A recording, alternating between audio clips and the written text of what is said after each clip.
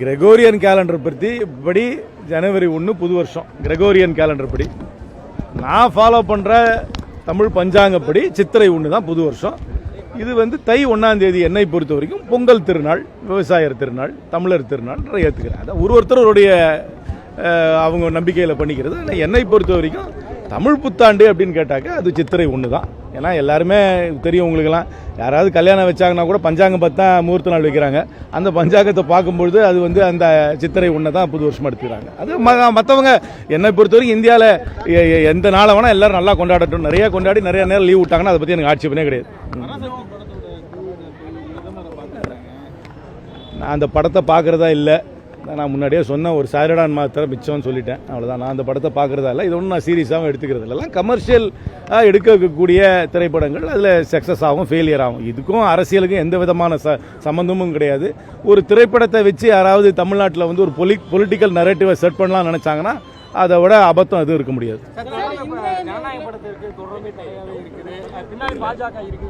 தெரியல, சிபிஎஃப்சி தான் விளக்கணும், கோர்ட்டுக்கு போயிருக்கிறாங்க. நான் திருப்பி சொல்லணும், இதெல்லாம் கமர்ஷியல் வெஞ்சர்ஸ். பல ப்ரொடியூசர் படம் எடுக்கிறாங்க, பல படம் உடனே ரிலீஸ் ஆகுது, பல படம் தடையாகுது.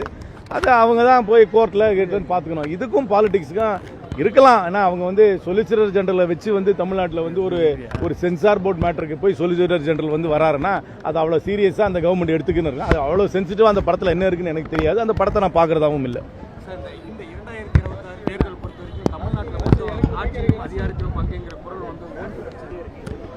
இது ஒன்றும் ஒரு புதிய சிந்தனையோ, ஒரிஜினல் சிந்தனையோ, ஒரு யுனிக் சிந்தனையோ, உலகத்தில் யாருக்குமே உதிக்காத சிந்தனையோ கிடையாது. எல்லா அரசியல் கட்சிக்கும் என்ன எதிர்பார்ப்பு?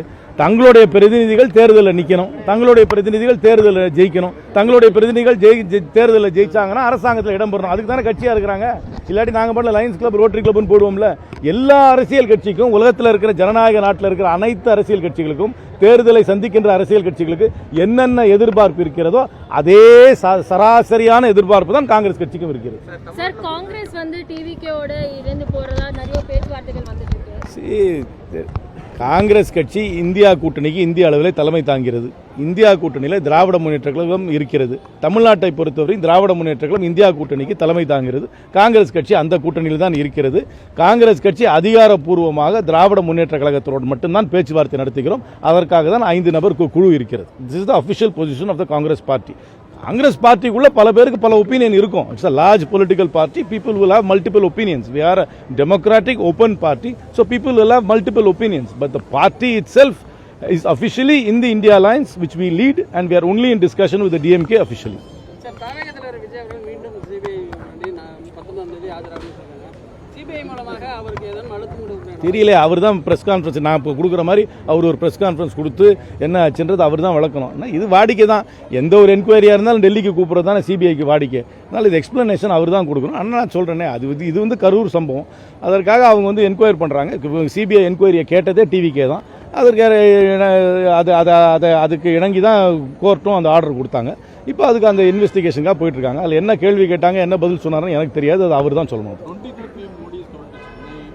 நல்லா வரட்டும், வந்த உடனே சொல்லுவார், எனக்கு தமிழ் கலாச்சாரம் தான் ரொம்ப பிடிக்கும். காலையில் நான் இட்லி தோசை தான் சாப்பிட்றேன், மத்தியானமாக தான் புளியோதரை தான் சாப்பிட்றேன், வேட்டி போட்டால் தான் எனக்கு தூக்கமே வருகிறது, எனக்கு ராத்திரி தூங்கணும்னா நான் பாரதியார் கவிதை கேட்டு தான் தூங்குறேன், நான் திருக்குறளை படிக்காத நாளே இல்லைன்னு சொல்லுவார். இது ஒரு 4 மாதத்துக்கு சொல்லுவார். Right, thank you.